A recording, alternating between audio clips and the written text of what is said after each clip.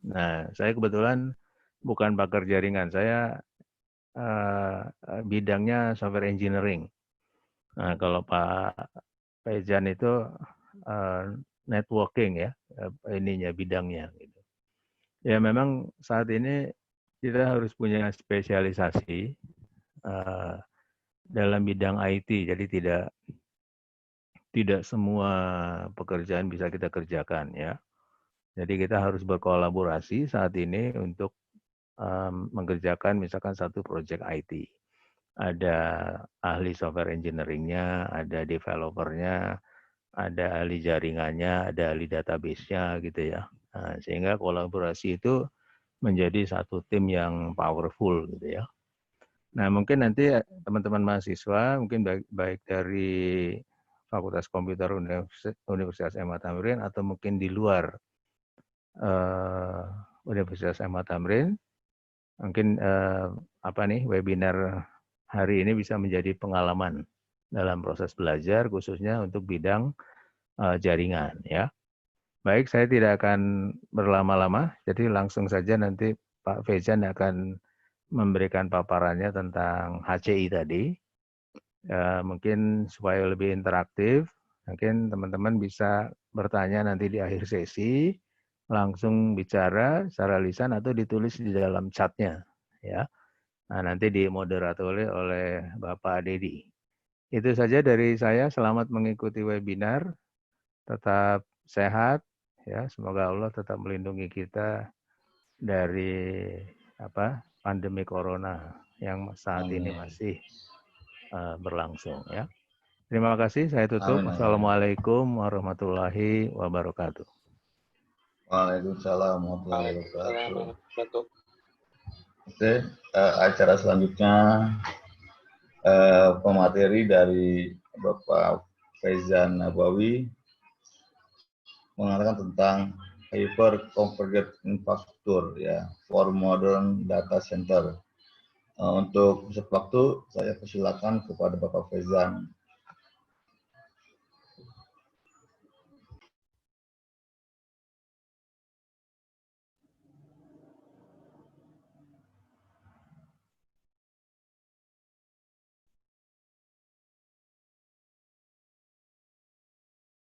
Silakan Pak. Mungkin itunya speakernya Pak belum aktif.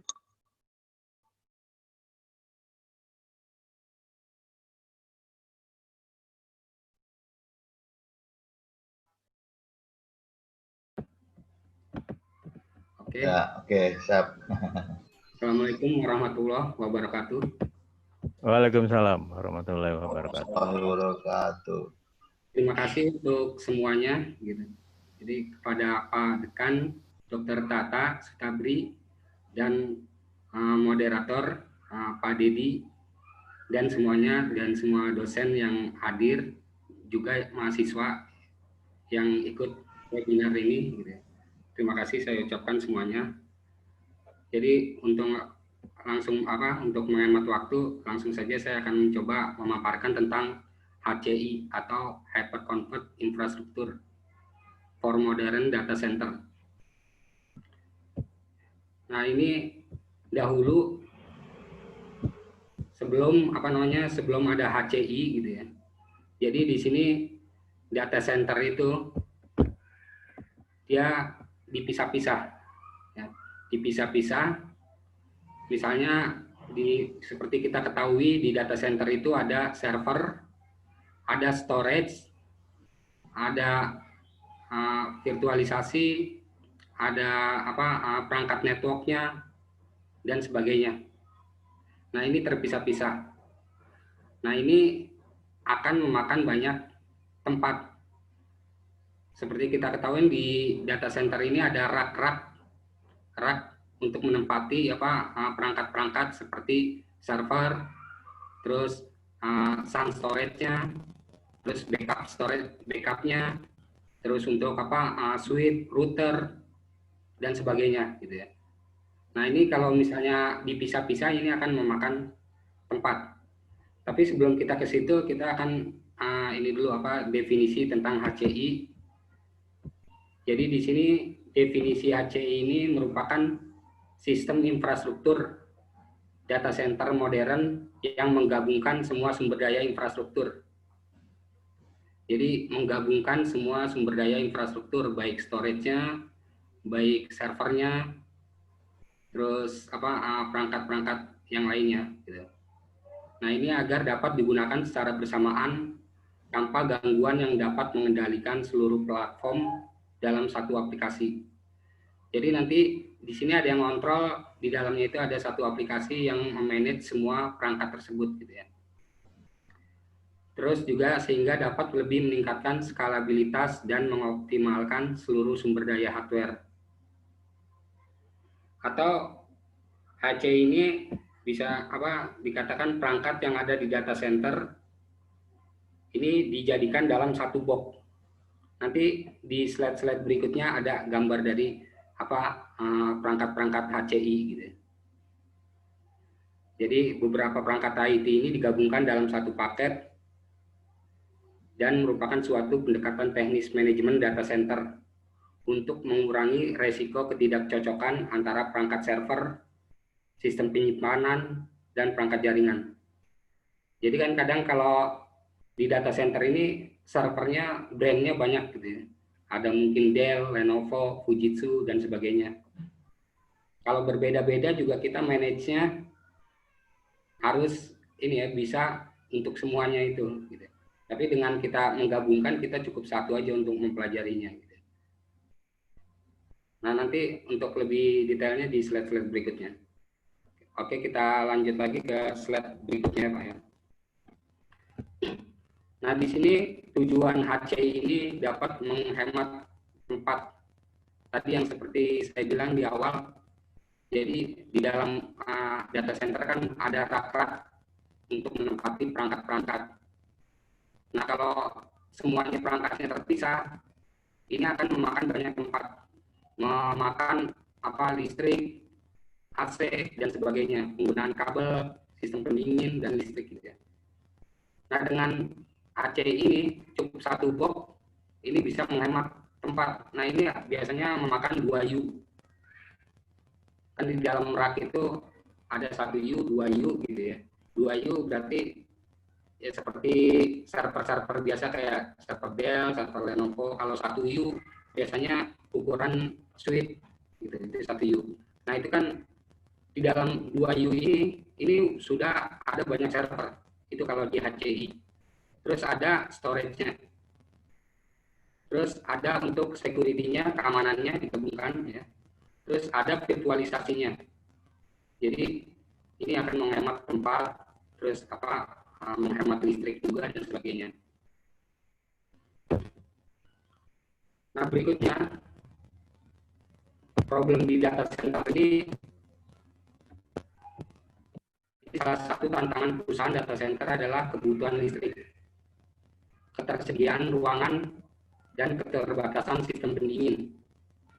Jadi kebutuhan listrik ini kalau kita bisa lihat, ini kita coba lihat sekilas. Nah, ini dulu ya, gambar dari kebutuhan ini listrik, terus pendingin dan sebagainya. Ini bisa dilihat.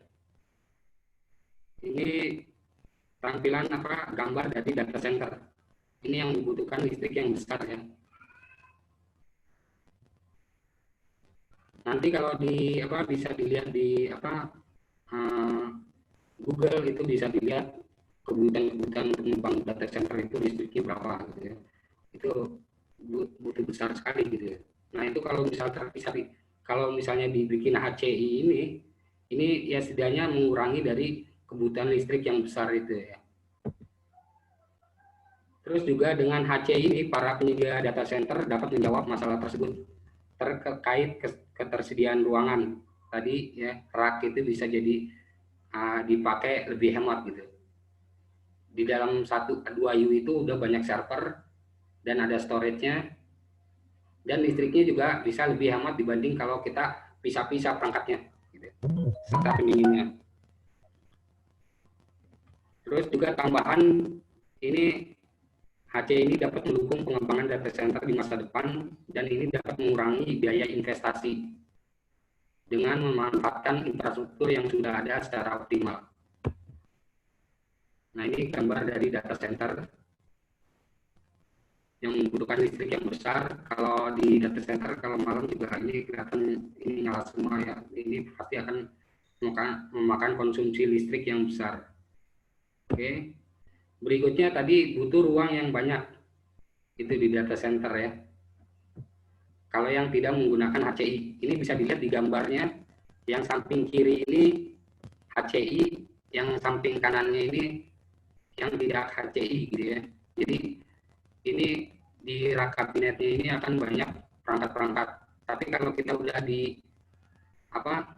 dijadikan HCI gitu ya. Ini untuk memakai ruangan rak dan sebagainya ini akan lebih hemat gitu ya. Space-nya. Berikutnya pendingin data center. Nah, ini kita kalau jalan masuk ke dalam data center itu pasti ingin ya, terasa masuk ke dalam data center itu ingin. Tapi nanti ada kriteria yang bagus itu kalau membangun data center itu jangan semuanya masuk ke dalam data center itu langsung ruangannya dingin semua gitu ya. Ini akan memakan banyak konsumsi listrik ya. Karena seharusnya kalau di pendingin itu harusnya hanya untuk mendinginkan perangkatnya saja. Jadi jalannya ini jalan gitu ya, tidak perlu didinginkan gitu ya. Jadi untuk menghemat, jadi pendinginnya lebih ke arah perangkatnya itu didinginkan. Tapi kalau yang ruang jalan tempat orang untuk ini masuk itu ya setidaknya tidak dingin lah, hangat gitu. Nanti ada di data center yang dibangun oleh perusahaan-perusahaan itu sudah membuat konsep seperti itu. Gitu. Jadi untuk menghemat pendingin juga, ya, listrik dan sebagainya. Nah, berikutnya ini adalah terkait dengan masalah-masalah kalau kita tidak menggunakan HCI atau kita menggunakan masih tradisional data center.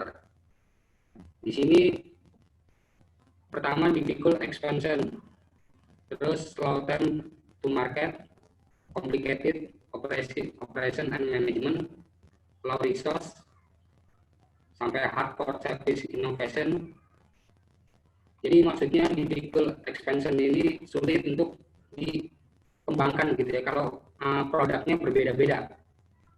Jadi kan kadang di data center itu perangkat-perangkat yang ada itu brandnya beda-beda. Ada mungkin kalau servernya ada Dell, ada Lenovo, ada Fujitsu, dan sebagainya HP. Nah ini kadang kan kalau kita konfigurnya agak sedikit berbeda ya, interface-nya juga agak berbeda-beda. Jadi kalau kita berbeda semua, kita harus memahami semua perangkat-perangkat yang ada di dalam data center semua. Nah ini akan pusing gitu ya. Tapi dengan HCI cukup satu produk, kita memahami itu aja gitu. Terus kalau seandainya ada mau pengembangan, kita tambahkan lagi itu biasanya support gitu ya, kalau sesama brand. Tapi kalau yang berbeda brand, ini perlu ada konfigurasi khusus gitu ya. Harus ada tambahan-tambahan developnya untuk bisa mengkoneksikan gitu ya antara perangkat-perangkat yang berbeda merek. Berikutnya ada slow time to market. Ini biasanya kalau misalnya kita mau launching atau membeli produk perangkat hardware untuk data center, untuk keperluan data center. Ini biasanya kalau berbeda-beda merek, kita biasanya membeli sebuah produk itu pasti inden ya. Inden berapa minggu gitu ya. Terus belum perangkat yang lain kita butuh juga inden lagi. Jadi pas saat launching untuk untuk bisa digunakan itu membutuhkan waktu yang lama. Tapi kalau kita membeli HCI, ini biasanya itu udah ada ada storage-nya, ada untuk security-nya dan sebagainya, ada servernya. Jadi cukup beli satu itu udah langsung bisa launching cepat gitu ya. Karena di dalamnya sudah integrate, udah include semua perangkat-perangkat terkait dengan data center. Terus berikutnya complicated operation and management. Ini terkait dengan tadi berbeda merek. Ini untuk operasionalnya, untuk mengelolanya ini agak sedikit rumit gitu ya. antar berbeda merek tersebut. Tapi kalau dengan satu merek, biasanya dia udah mengembangkan pemakaian, terus penggunaan sampai pada operationnya untuk maintain dan sebagainya itu sudah support lah gitu ya untuk. Nah ini kurang lebih terkait dengan tradisional data center yang dahulu gitu ya. Jadi sekarang udah mencoba sedikit demi sedikit beralih kepada HCI tersebut. Dan perusahaan besar banyak sudah menggunakan HCI gitu ya. Nanti bisa dilihat di slide-slide berikutnya. Nah ini contoh yang terkait dengan slow time to market. Kita membuat rencana, terus membeli PO, terus kedatangan dari perangkat, sampai pada tes launching, ini membutuhkan waktu yang lama gitu. Ini baru misalnya satu produk, misalnya server Dell, belum kita membeli perangkat untuk networknya, misalnya routernya, terus untuk perangkat-perangkat storage-nya, sun storage-nya, backup-nya, dan sebagainya. Dia butuh lagi tahapan-tahapan seperti ini. Jadi ini akan memakan banyak waktu untuk membangun atau launching dari perangkat tersebut gitu ya. Terus juga tadi terkait dengan di sini kan ada complicated operation and management. Nah ini contohnya sekilas saja. Jadi terkait dengan produk-produk enterprise kan ada Ruckus, Aruba, terus Ubiquiti, HP, itu kalau yang di perangkat switch dan access point, Cisco dan sebagainya. Tapi nanti kalau di perangkat router ada lagi kayak Juniper, Cisco, Niprotic dan sebagainya. Nah itu kan masing-masing berbeda dalam konfigur. Jadi ini akan membutuhkan kompleks untuk operasinya, untuk manage-nya dan sebagainya, sampai pada troubleshooting-nya. Jadi membutuhkan banyak pengurasan otak untuk memahami coding, memahami komen, memahami konfigurasi, troubleshooting dan sebagainya. Nah ini produk-produk biasanya yang ada di data center, baik dari software maupun hardware gitu ya. Server and storage ini biasanya ada, kita kalau masuk ke data center biasanya ada mereknya, brandnya, ada Dell, ada Lenovo, ada HP dan sebagainya. Terus untuk security-nya ada FortiGate, mungkin ada yang Palo Alto, ada Forcepoint, Barracuda dan sebagainya.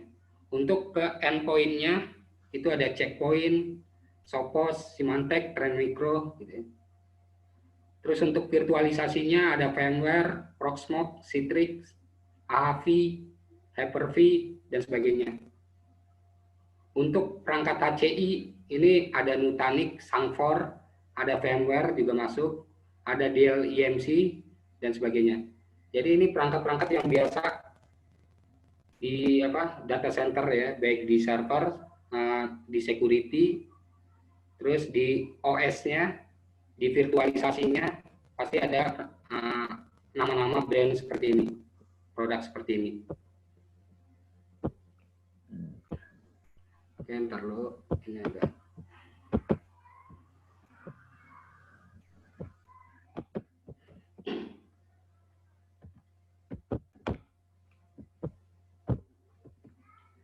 Berikutnya, tadi kita misalnya mau detailkan tentang produk Dell. Produk Dell, ini kan kalau kita mungkin orang awam, kita hanya tahu produk Dell itu biasanya untuk laptop aja gitu ya. Tapi kalau kita detailkan, Dell ini main ke banyak ini ya, banyak tujuan gitu ya. Jadi untuk ke networking, ke server, ke storage, ke backup, HCI gitu ya. Jadi kalau kita menelusuri detail dari produk Dell itu, ini juga banyak, dia juga main ke HCI juga gitu.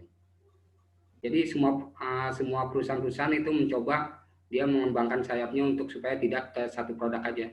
Jadi kalau satu produk mati, mungkin masih ada backup yang lain untuk bisa berjalan perusahaan tersebut. Nah, ini PRTG terkait dengan network monitoring system. Nanti biasanya ini untuk monitoring perangkat-perangkat yang ada di data center gitu ya, terkait dengan network, database, terus sumber daya resource dari CPU, memori. Biasanya nanti kita akan menggunakan PRTG, terus banyak lagi gitu ya, yang software-software untuk network monitoring system. Nah, berikutnya di sini kalau membangun data center juga ini dibutuhkan komponen-komponen seperti ini. Nah, ini masing-masing akan punya vendor-vendor berbeda-beda. Yang power, mungkin untuk power ada banyak vendor. Ntar yang untuk coolingnya ada banyak vendor. Sampai pada perangkatnya, jadi banyak vendor nanti. Nah, ini kalau berbeda-beda juga akan sulit juga gitu ya. Sulit untuk konfigurnya, untuk maintenance-nya, maka butuh istilahnya teknisi-teknisi dari masing-masing produk tersebut. Nah, HC ini mencoba meminimalisir gitu dari perangkat-perangkat yang banyak berbeda gitu ya. Nah, ini sekilas saja sebuah data center ini berisi komponen-komponen diantaranya seperti ini. Ya. Jadi kita tidak detail untuk membahas data center, tapi nanti fokus ke HCI, Hyperconverged Infrastructure. Tapi ini kalau sekilas karena tadi HCI for data center modern, for modern data center. Nah, ini berarti kita ada sedikit sekilas pengetahuan tentang data centernya. Jadi untuk mengcompare data center tradisional dengan yang HCI. Nah, ini tahapan-tahapan dalam membangun infrastruktur atau membangun data center. Jadi sangat ini juga ya, sangat lama, terus sangat susah juga. Nah, ini butuh koordinasi antar masing-masing vendor gitu ya, masing-masing fokus terhadap produk-produknya gitu ya, dan dikoordinasikan sehingga menjadi sebuah data center.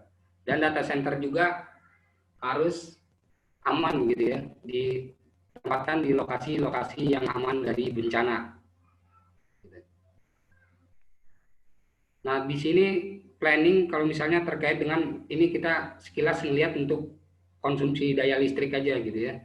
Terus budgetnya berapa untuk membangun sekian gitu ya, data center. Nah, ini ada kalkulasinya gitu ya. Ini sekilas saja. Terus ini pengkabelan di data center. Ini kita bisa lihat kabel yang ada di data center ini begitu banyak gitu ya. Kalau misalnya HCI kan setidaknya bisa meminimalisir dari jumlah kabel yang banyak ini gitu ya, karena berbeda merek. Nah, terus juga harus dalam menyusun layout, terus menyusun kabel juga harus dirapikan, dibenahi dan sebagainya ini biar tidak terjadi masalah gitu, entah kesandung atau entah seperti apa gitu ya. Nah, ini pengkabelan di belakang dari perangkat yang ada di dalam data center. Terus layout data center ini kalau 20 rak, 30 rak, ini ada skema layoutnya seperti ini gitu ya. Jadi kalau di sini ada cold, ada hot. Hot itu berarti areanya tidak dingin gitu ya. Nah, biasanya area yang tidak dingin ini di tempat-tempat yang emang bukan perangkat gitu ya, di jalannya. Terus juga kalau cold ini yang biasanya untuk mengirim pendingin ini ke dalam perangkatnya tersebut gitu ya. Nah, ini terkait dengan kita biasanya kalau pendingin kalau masuk ke dalam data center itu biasanya ada di dalam bawah ya, di bawah lantai. Itu atau pas kita ini jalan terasa dingin di kaki kita gitu ya. Nah, ini biasanya AC-nya ada yang di bawah, ada juga yang di atas. Tapi yang di atas itu biasanya Kalau misalnya data center kecil gitu, kita biasanya kayak di perusahaan sama kebetulan dia membangun data center sendiri gitu ya, kecil. Nah itu biasanya ada di atas juga gitu, tambahan gitu ya. Tapi ini kalau yang data center besar biasanya di bawah, di lantai. Nah jadi dari solusi pengkabelan, kebutuhan konsumsi listrik, sampai pada tempat ruangan gitu ya, ini bisa diatasi, setidaknya diminimalisir oleh ACI ini ya. Jadi saat ini ACI ini lebih dipilih dalam penerapan manajemen infrastruktur data center di Indonesia yang semakin berkembang pesat dari waktu ke waktu. Jadi di sini sistem infrastruktur terpadu di ACI ini. Terus juga biasanya di dalam perangkat-perangkat juga bermacam-macam praktiknya. Ada yang berdasar petunjuk dari vendor dan juga ada yang berdasarkan pengalaman yang sudah memang dia fokus di bidangnya. Nah ini kita akan masuk sekilas diagram dari gambar dari ini ya, HCI. Ini kita contoh ambil kasus Nutanix, ada Sankor. Nah di Nutanix ini kalau bisa di Google, ini merupakan HCI ya, Nutanix. Jadi di dalam satu box ini nih, Nutanix ini di dalamnya ada 4 server. Di dalamnya kalau di belakangnya bisa kelihatan ada 4 server. Terus masing-masing server ini di cluster. Jadi kalau sewaktu-waktu server 1 down, maka dia langsung berpindah ke server kedua, ketiga, dan 4. Jadi makanya ada istilah failover, high availability. Nah ini di sini ada banyak server gitu ya, di dalam satu box ini, dan di dalam satu box ini memakan cuma 2 U. Tadi kalau ditempatkan di rak ini memakan 2 U aja.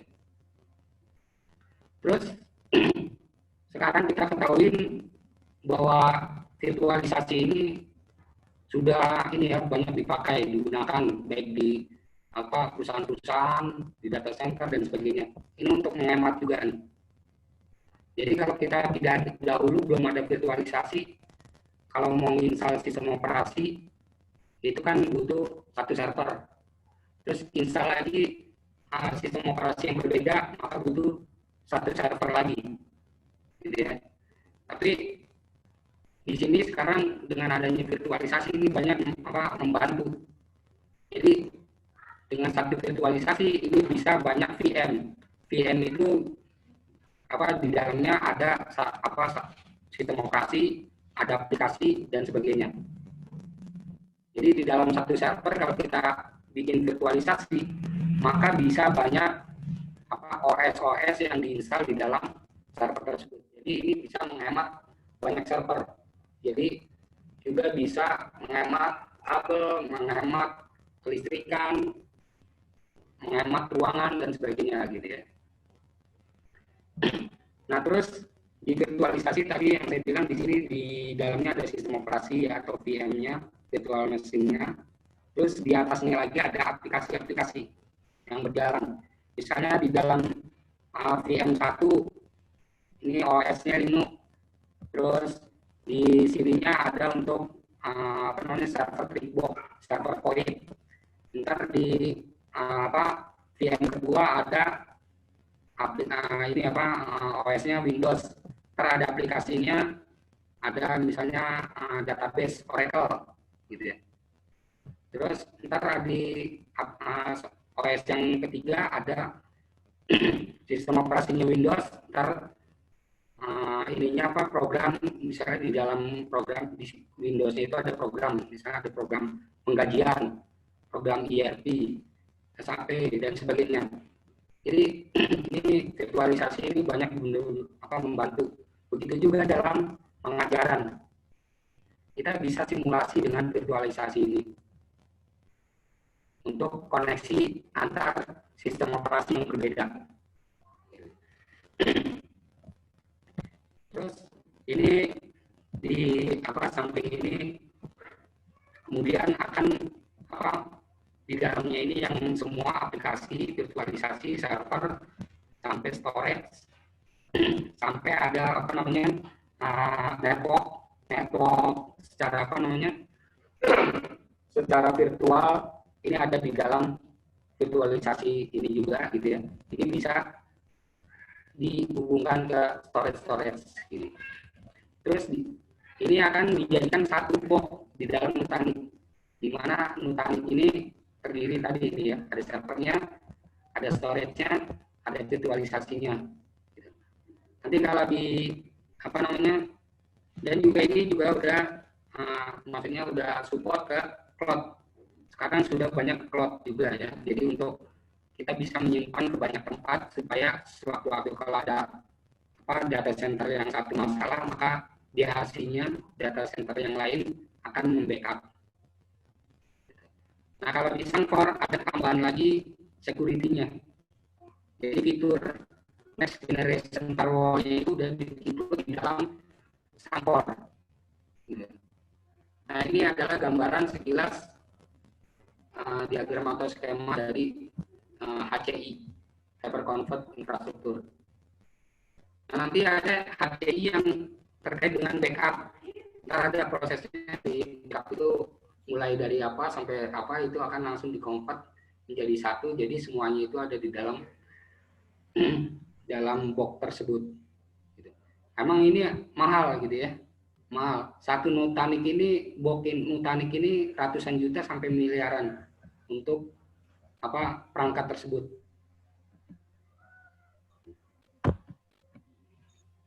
Halo, sebentar Pak Faizan. Ya, ya.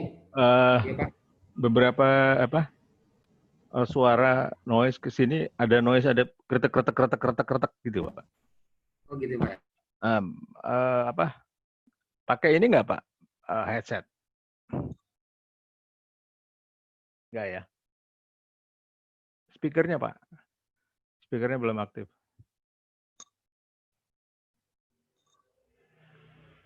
Masih di unmute Pak ininya, speakernya. Ya. Enggak, kadang suka bunyi kretek gitu. Oh gitu ya. Ya Pak, silakan dilanjutkan. Oke, suaranya sudah kedengaran Pak ya? Ya, lumayan. Ini bagus nih. Oke. Tadi yang sebelum-sebelumnya sudah ini juga kedengaran atau ada masalah di slide yang keberapa gitu, mungkin biar bisa dijelaskan ulang atau gimana? Dilanjut dulu aja Pak, nggak apa-apa. Nanti ada tanya jawab Pak nanti. Ya, terima kasih. Oke, dari sini berarti kita lanjut lagi ke slide yang berikutnya di sini. Jadi HCI simple, stabil, secure, terus mudah digunakan. Nah ini ada keterangannya simple ini apa gitu ya, stabil apa ini seperti tadi saya jelaskan di awal itu terkait dengan permasalahan data center tradisional, tapi dengan menggunakan HCI maka keterangan plusnya seperti ini.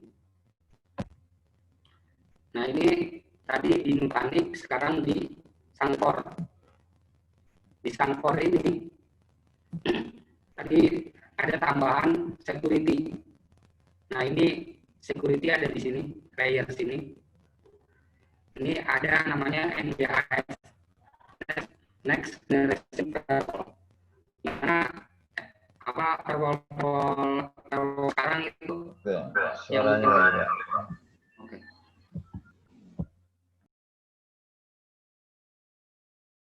Oke, coba lagi Pak suaranya.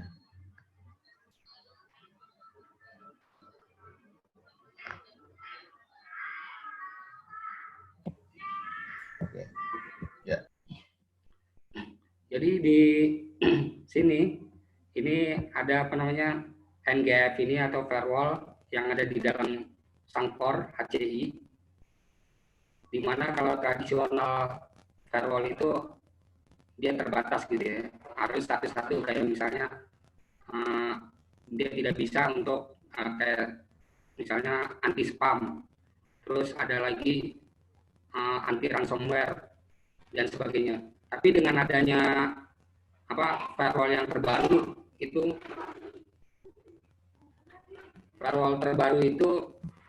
ini udah istilahnya mendeteksi semua gitu, dari ransomware-nya, dari spam-nya, dari DDoS-nya, dari web filtering-nya, proxy-nya dan sebagainya. Itu generasi sekarang tentang firewall. Nah, ini yang sudah include di dalam Sangfor. Kita ketahui dalam Sangfor itu security-nya, dia sebelum main ke HCI dia lebih ke security, makanya dia dimasukkan ke dalam Sangfor HCI. Nah, jadi ada masuk HCI ini ada minus plusnya gitu. Tadi kalau yang Nutanix ini fokus ke dia include atau support ke cloud, ke AWS, Azure, ke GCP, Google Platform dan sebagainya. Tapi kalau Sangfor ini dia ada tambahan plusnya ke security-nya. Nah, yang lainnya kayak seperti DLIMC ya, VMware, itu ada juga keunikan-keunikan yang lain. Kita lanjut ke berikutnya.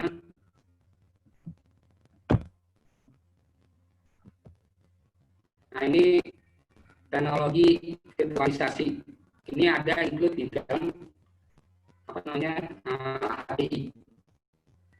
Nah, di dalam virtualisasi ini tadi yang seperti saya bilang, satu VMware ini vSphere, ini banyak VM, banyak OS, banyak aplikasi-aplikasi. Terus server yang lain ada lagi banyak VM lagi. Nah, ini supaya VM ini kan biasanya diakses terdiri di dalam ini server-server.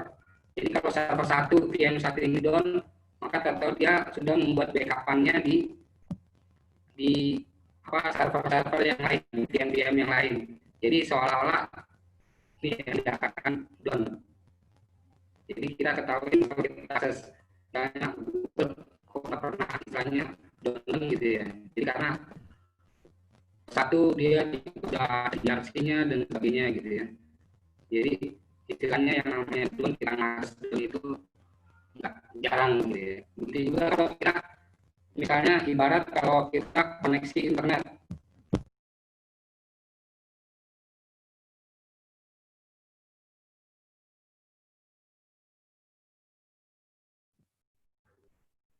Jadi kalau koneksi internet, misalnya di sebuah perusahaan yang core-nya ini bisnisnya di e-commerce, itu biasanya perusahaan tersebut akan memakan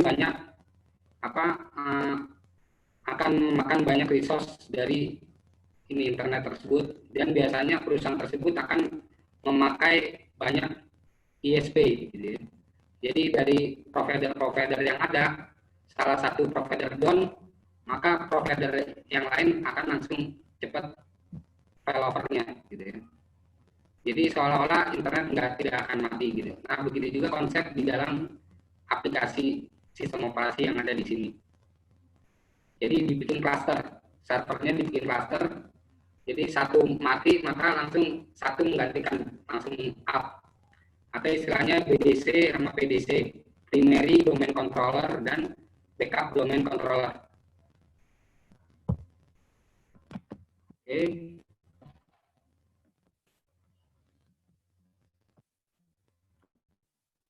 Kita lanjut ke slide berikutnya. Nah, ini spesifikasi perangkat-perangkat yang ada di dalam Sangfor HCI. Jadi di sini ada CPU-nya, memorinya, seperti perangkat-perangkat server yang ada gitu ya. Jadi ada CPU-nya, ada memorinya, ada LAN card-nya, ada storage-nya. Tapi di sini spesifikasinya diperbesar gitu ya. Diperbesar tujuannya untuk bisa operasionalnya bisa lebih lancar gitu. Oke. Makanya harga dari HCI ini agak mahal, nanti bisa dicek di misalnya kayak di Bineka atau di Google, bisa untuk harga sebuah nutantik dan sebagainya.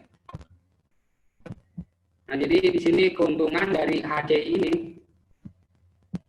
selalu dilengkapi dengan sebuah aplikasi pengelolaan terpadu atau disebut dengan Unified Management Software. Ini dapat berguna untuk mempercepat dalam hal otomatisasi pekerjaan sehari-hari. Jadi dalam satu software tersebut dia memanage sebuah perangkat yang ada di dalamnya. Pengendalian terpusat dengan manajemen infrastruktur yang terpadu. Seluruh perangkat infrastruktur maka dapat menyederhanakan pekerjaan dan sebagainya. Jadi ini keuntungan HCI ya, selain tadi kita hemat dalam hal space, hemat dalam terkait dengan konsumsi listrik dan seterusnya. Ini adalah di antara keuntungan HCI. Nah, ini tadi yang butuh ruang yang banyak di HCI ini ya. Kalau yang tidak menggunakan HCI, ini butuh ruang banyak. Nah, berikutnya ini kita bisa lihat gambar dari tradisional data center dan modern data center. Nah, ini tradisional data center ini terpisah-pisah ya. Switch atau router, misalnya ada HP brandnya, ada Cisco, ada Rackers dan sebagainya gitu ya. Terus security-nya untuk yang terkait dengan network security ini ada kayak FortiGate, Sophos, Palo Alto, sampai pada endpoint untuk di sisi end user ini banyak produknya gitu ya, berbeda-beda merek. Terus di server juga berbeda-beda merek. Ya, ada Dell, Lenovo, Fujitsu dan sebagainya. Sampai pada storage ada kayak misalnya tadi di gambar yang sebelumnya ada produk-produk yang storage ya, ada Veeam, Veritas, NetApp dan sebagainya. Terus kalau yang untuk backupnya ada Rubrik, ya, Veritas juga main dan sebagainya. Nah, ini produk-produk enterprise yang kalau kita lihat harganya ini mahal, tapi perusahaan besar ini banyak menggunakan perangkat-perangkat tersebut karena dia tidak ingin data-data yang ada di perusahaan itu hilang gitu ya, karena core bisnis dari perusahaan tersebut kan data-data gitu ya, untuk mengcompare, untuk bukti-bukti transaksi dan sebagainya. Jadi kalau sampai hilang masalah gitu ya. Jadi makanya dia berani bayar perangkat tersebut walaupun mahal, tujuannya untuk mengamankan data perusahaan tersebut. Nah, dahulu ada pernah di 2017 kita kenal ada namanya ransomware. Ya. Banyak perusahaan-perusahaan terkena ransom.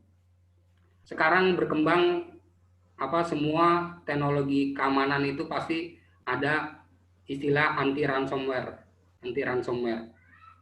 Baik dari Sophos, baik dari Sangkor, baik dari FortiGate, dia support untuk bisa menangani dari ransomware tersebut dan sebagainya. Nah, ini gambaran dari data center tradisional. Terus kalau yang HCI ini semuanya ini yang tradisional ini dijadikan satu box. Nah, ini tampilannya seperti ini. Jadi ada compute-nya, ada storage-nya, ada networking-nya, ada security-nya. Jadi jadi satu. Oke, kita lanjut lagi. Nah, ini gambaran data center. Gambaran data center. Nah, berikutnya lingkungan data center. Ini di dalam sistem infrastruktur di data center ini, dia ada storage, server, network, power, cooling, facilities, services, security, sama untuk software manajemen dari semua ini, perangkat ini gitu. Kita lanjut lagi. Nah, ini sekilas gambaran saya sisipkan terkait dengan data center Huawei. Nah, Huawei dia mengembangkan data centernya yang langsung terpadu gitu ya, terpusat dan sebagainya. Nah, ini ada keterangan-keterangan bisa dilihat gitu ya. Nah, ini juga Huawei juga dia membuat sebuah data center ini istilahnya kayak model kontainer. Jadi di dalam kontainernya ini dia udah menyediakan ruang-ruang space. Jadi tidak lagi kita butuh membangun sebuah bangunan. Nah, kalau kita membuat sebuah ini kan agak sedikit lama gitu ya, membuat bangunannya, membuat layoutnya, membuat menyediakan komponen-komponennya dan sebagainya. Ini memakan butuh waktu lama. Tapi Huawei sudah mendesain gitu ya, mendesain bangunan data center beserta komponen-komponen sampai pada rak-rak dan sebagainya. Ini udah langsung bisa dijadikan satu seperti ini, langsung ditaruh. Kita pesen, dia akan bisa langsung naruh, udah langsung tinggal masukin perangkat servernya. Gitu. Jadi untuk menghemat tadi yang slow time to market. Oke, kita lanjut lagi. Nah, ini di dalam data center tersebut ada ini keterangan-keterangan seperti ini ya. Plusnya dari data center Huawei membangun sendiri gitu ya. Jadi kita kenal data center besar-besar kan seperti data center di Google, Microsoft, AWS, Azure dan sebagainya gitu ya. Itu salah satu di antara data center yang ada gitu ya. Di Indonesia juga ada gitu ya. Data center seperti misalnya Telkom Sigma, terus data center yang di ini ya Menara Cyber dan sebagainya. Nah, berikutnya di sini aplikasi-aplikasi yang berjalan biasanya di dalam server itu diantaranya ada seperti ini ya. Ini diantaranya aja gitu.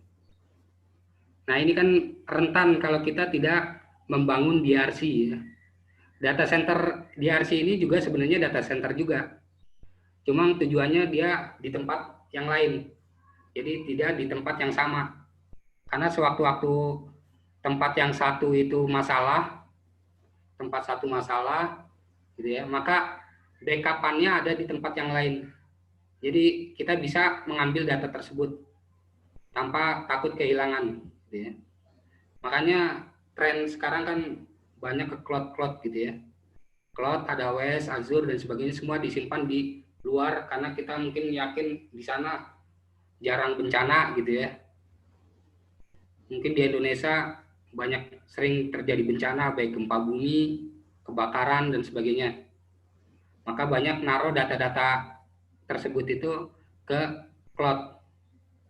Tapi ada minusnya dari cloud tersebut gitu ya. Kadang ini baik government, pemerintahan, dia akan tidak mau menaruh data-data perusahaan atau data-data pemerintahan itu ke cloud karena takutnya ini kan bisa dibaca oleh negara yang menyediakan cloud tersebut.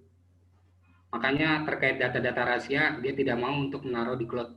Ini biasanya government tidak kerjasama dengan cloud-cloud tersebut.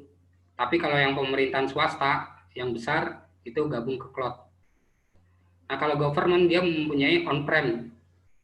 Jadi mempunyai data center sendiri di pemerintahannya, kemudian dia punya DRC-nya di lokalan. Misalnya di Telkom Sigma yang ada di BSD Tangerang, terus ada lagi yang di Cikarang, ada lagi yang di Jakarta Selatan dan sebagainya. Jadi macam-macam. Tapi masih lingkup di Indonesia. Dia tidak naruh di luar kalau yang pemerintahan, tapi kalau yang swasta banyak naruhnya di luar. Nah, ini terkait dengan data-data ini. Ini ada backup. Jadi backup ini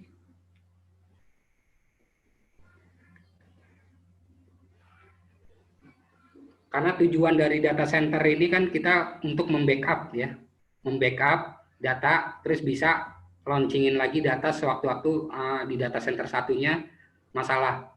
Nah ini dari backup ini, software backup ini, sampai pada komponen backup ini banyak ya, banyak ininya, banyak item-itemnya, tapi di HCI ini dia menggabungkan semua yang dari proses ini. Nah ini contoh backupnya, ini namanya Rubrik.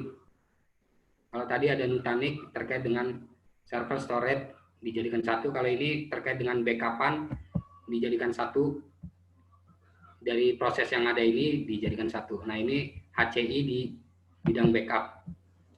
Oke, di sini lagi, nah ini terkait dengan Nutanix dan Rubrik. Ya, HCI. Dia menyederhanakan dari yang terpisah-pisah. Nah ini bagaimana bekerja, ini bisa dilihat SLA policy engine-nya gitu ya. Jadi ada SLA-nya, service level agreement-nya. Jadi terkait dengan failover, downtime dan sebagainya gitu ya. Jadi kalau kita tidak menggunakan perangkat ini kita membackup sebuah aplikasi, membackup sebuah data, ini membutuhkan banyak komen, banyak perintah-perintah, gitu ya. Misalnya kalau di Linux ada perintah komennya rsync, terus dikombin dengan komen di bash shell-nya atau Python-nya.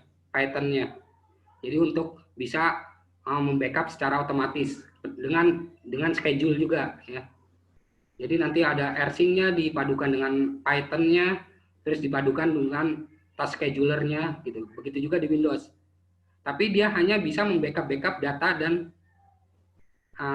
ya istilahnya data, tapi tidak bisa membackup kayak OS-nya, VM-nya, sampai pada aplikasinya. Nah ini dengan Rubrik ini bisa. Kita udah disediakan fitur-fitur GUI, Graphical User Interface. Jadi memudahkan tanpa perlu komen-komen dari bahasa pemrograman seperti Python, terus shell-nya, bahasa shell-nya dan sebagainya. Nah ini sehingga near zero RTO. Jadi seolah-olah tidak mati gitu ya, karena ini udah ada backup yang selalu kalau ada dibutuhkan maka langsung up. Ini teknologi dari HCI Rubrik. Nah ini karena waktunya juga sebentar lagi, maka ini saya slide-nya mungkin saya agak percepat gitu ya. Jadi kurang lebih seperti ini terkait dengan HCI ya. Nah terus di HCI ini tadi kalau yang kayak sistem operasi di Rubrik ya, terus database, VM dan sebagainya, dia tidak bisa menyimpan di Sun Storage atau di ini, tidak bisa menyimpan aplikasi atau sistem operasi. Dia hanya bisa menyimpan data. Tapi dengan ini HCI Rubrik ini dia bisa database-nya dan sebagainya, sampai pada menyediakan mounting left mount. Jadi kita butuh server lagi tambahan, itu kita bisa aktifkan mounting left-nya. Nah ini kalau ini spesifikasi dari Rubrik HCI ini. Nah ini speknya, memorinya, storage-nya dan sebagainya. Oke. Jadi intinya HCI ini salah satu komponen dari data center. Ya. Tujuannya untuk tadi menyederhanakan, menghemat gitu ya. Menghemat ruang, menghemat listrik dan sebagainya. Di mana di dalam satu banyak perangkat-perangkat itu dijadikan satu box. Nah ini DC dan DRC juga sebenarnya sama data center, cuma DRC ini tujuannya di tempat yang berbeda gitu. Jadi sewaktu-waktu data center yang ada di internal itu masalah, maka ada backup software-nya. Nah ini dari DRC ini tujuannya untuk mitigasi bencana, efisiensi anggaran, keamanan dan keandalan, terus keperluan untuk menyimpan data.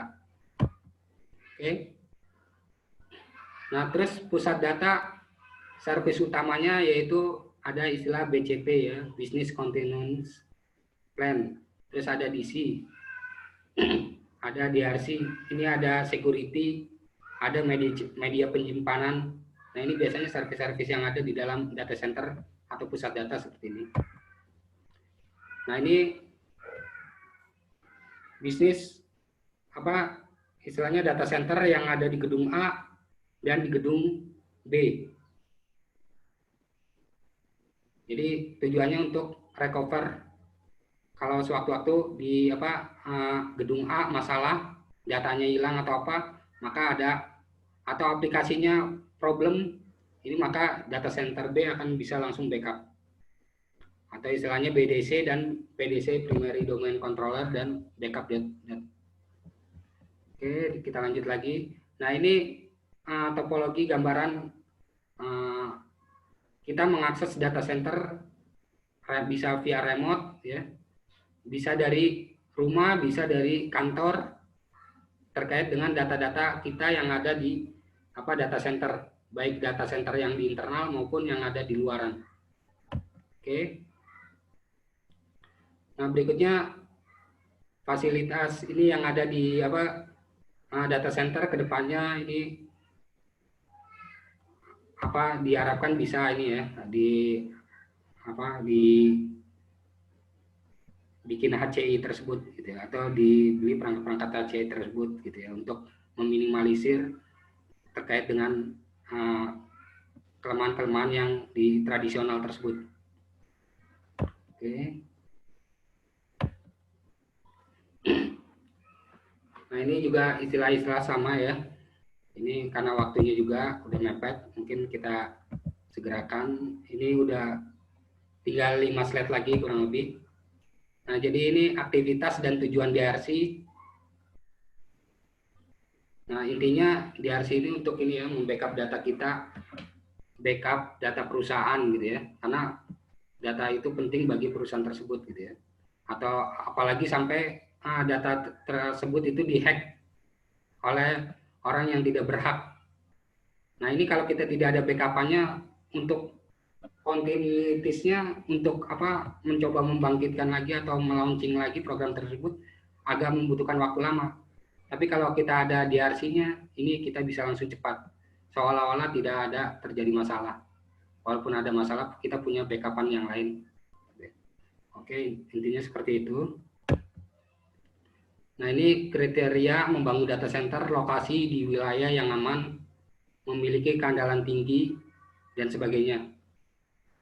Nah, ini di bawahnya standarisasi infrastruktur data center.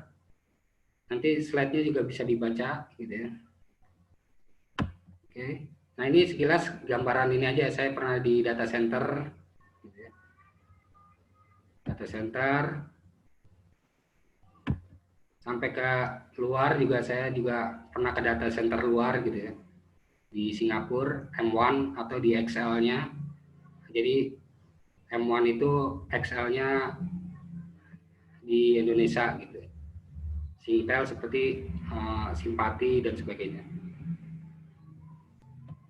Kurang lebih seperti itu. Ada yang mungkin saya kembalikan kepada moderator kali ya, karena waktunya juga tipis. Oke. Terima kasih Pak Faizan. Oke, ada pertanyaan pertama nih Pak Faizan. Iya. Pak, dari Rasberaka, data center di perbankan dan di Kominfo itu biasanya mereka menggunakan standar jaringan infrastruktur apa ya Pak? Data center di mana Pak? Di Permata dan? Perbankan dan di Kominfo. Oh, perbankan dan Kominfo. Ya, jadi Pak. Kalau di perbankan, data centernya di internalnya ada, terus dia di luaran juga ada. Jadi saya pernah memasang juga gitu, memasang kayak Rubrik, Nutanix. Nah, itu di internalnya dia punya data center juga, tapi kecil gitu kan. Nah, terus untuk yang backupnya DRC-nya itu ada di tempat-tempat lain. Tadi misalnya yang seperti saya sebutkan bisa di Telkom Sigma, bisa di Menara Cyber atau di Pancoran ada gitu. Itu kalau yang di lokalan. Ntar kalau yang di cloud dia juga main juga. Jadi kalau yang yang kayak bank yang bukan pemerintah, government itu dia main ke cloud juga, kayak di AWS-nya, Azure dan sebagainya. Karena kan riskan kalau data satu masalah di bank, kalau nggak ada backup-nya, wah ini masalah. Nah kalau yang di Kominfo, government, pemerintah, ini juga saya pernah training VMware di Kominfo. Kebetulan saya trainingnya di Lampung. Nah itu di Kominfo-nya juga ada. Seperti kayak tadi saya lihatkan gambar di Kejaksaan Agung, itu data centernya ada di internalnya. Tapi untuk DRC-nya dia di lokalan juga, tapi tidak di tempat situ gitu ya. Jadi misalnya kayak di Telkom Sigma tadi gitu di antaranya.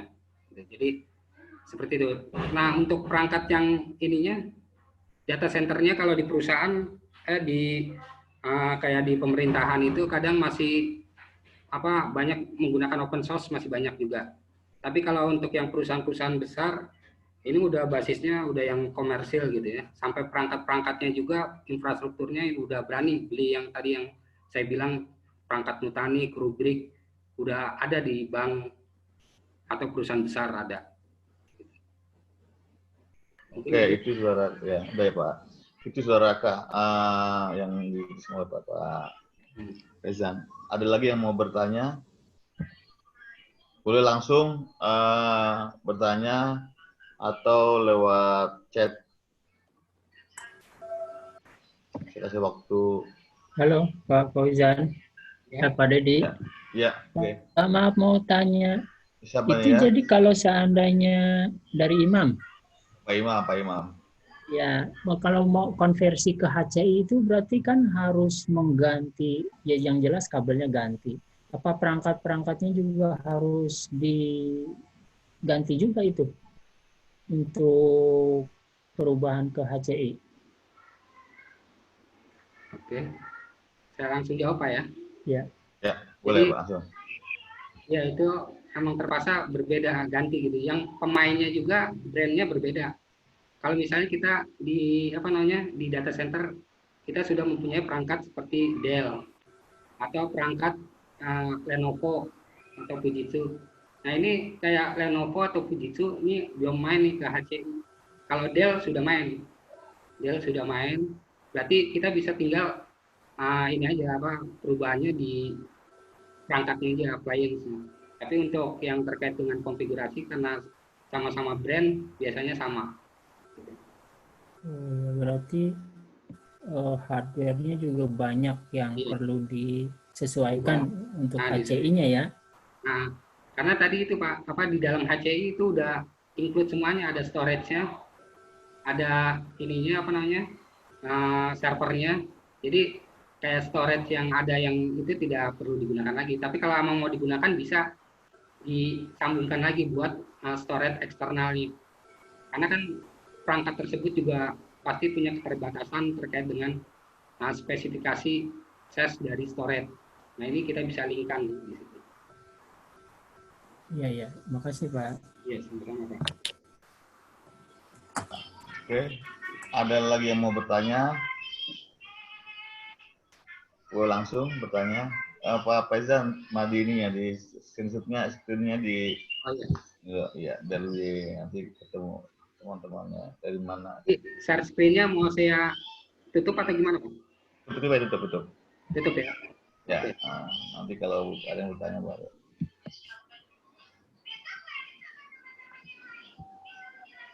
Oke, sambil ditutup ya. Ada yang mau bertanya lagi? Oh, kayaknya sudah pada ngerti kayaknya.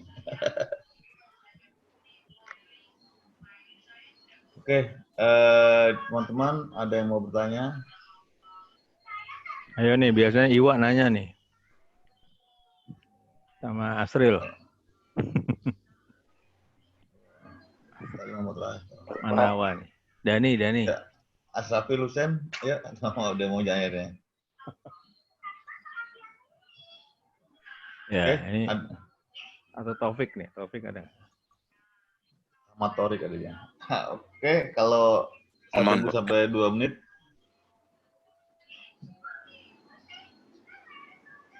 Oke, kayaknya sudah pada ngerti semua kali ini, Pak. Bangun Mungkin lebih bisa kali semuanya. untuk membangun ini Pak, infrastruktur HCI ini lagi-lagi biaya bicara biaya ya. Iya. Nah itu seperti yang Pak Fezan jelaskan itu kisarannya berapa kalau bicara Biaya. anggaran ya? Ya artinya kan tadi kalau lihat fungsi efektivitas ininya banyak manfaatnya gitu kan. Nah cuma kadang kalau kita bicara ternyata anggarannya nggak cukup nanti orang tidak jadi migrasi ke HCI jadinya. Nah, jadi HCI itu tadi Pak yang seperti saya bilang itu harganya kisaran ratusan juta sampai miliar. Iya. Itu jadi bisa dilihat di ini Bineka atau di Google Search itu harga Nutanix, harga Sangkor HCI dan sebagainya. Itu langsung cari segitu Pak. Itu saya pernah masuk ke data centernya Bisnet yang di Bogor itu. Iya. Pernah tahu ya Pak Fezan ya? Yang di Bogor sih belum. Bisnet di Cilengsi apa di Bogor gitu? Dia kan di bawah tanah itu. Iya.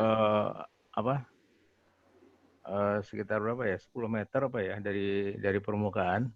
Jadi kedap gitu kan. Nah itu di dalamnya sudah pakai HCI belum ya?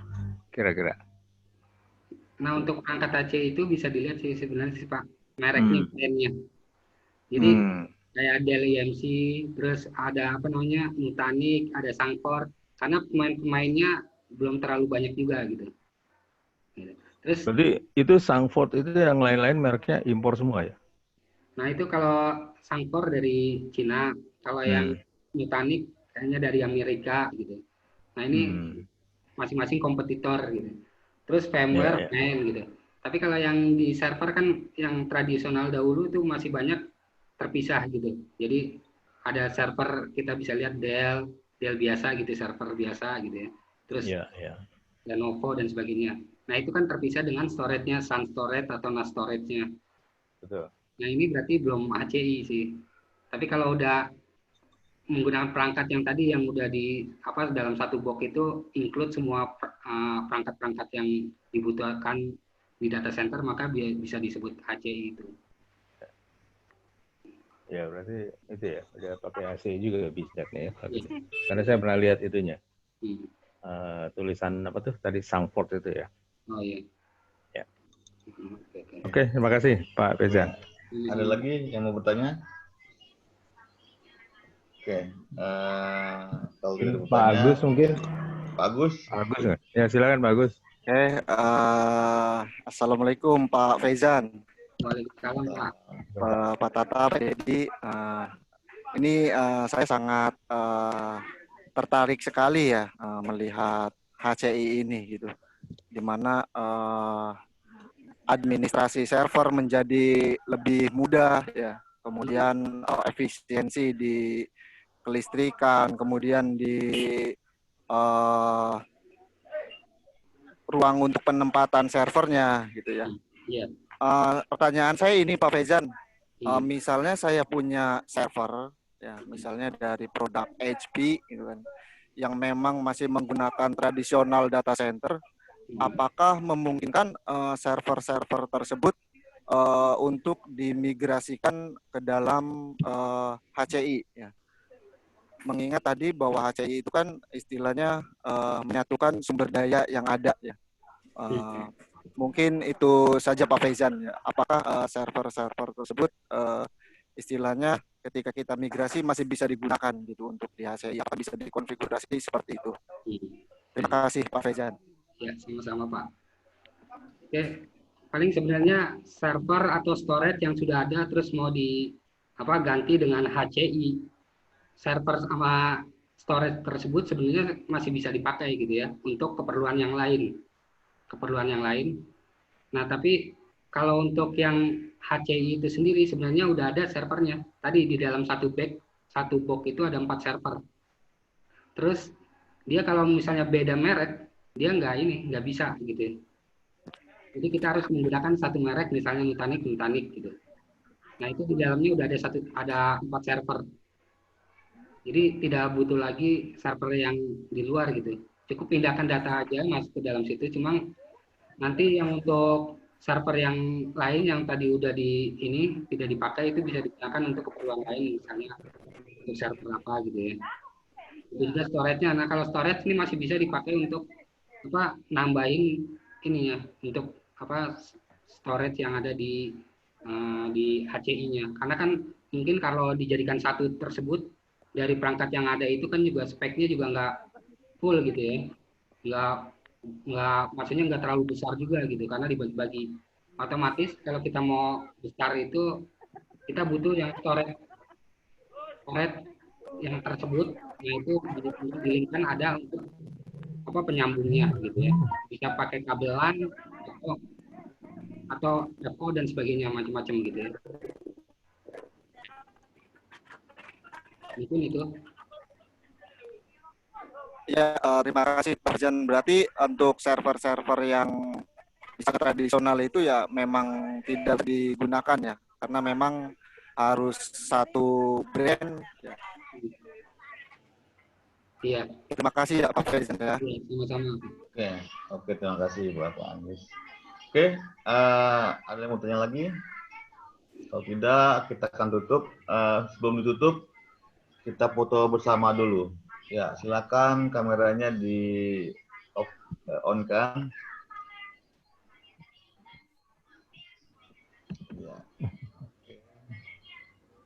Ya. Nah, yuk semuanya di on kan biar kelihatan. Kita tinggal bilang cheese gitu ya. Iya, cheese kadang buncis aja. Ya. Wah, Raffi and Andi belum. Rifki. Iya. Neni. Neni di Cahya. Mas Diki Gunawan.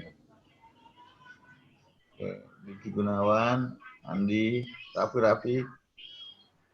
Rizka, oke, sudah Muhammad. Oke.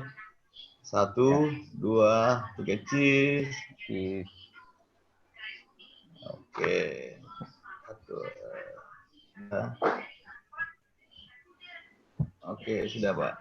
Ya. Oke, terima kasih atas kehadirannya semuanya dan akan bertemu lagi di webinar sesi berikutnya.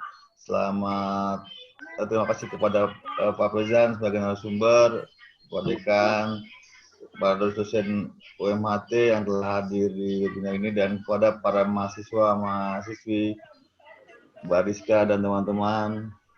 Assalamualaikum warahmatullahi wabarakatuh. Waalaikumsalam.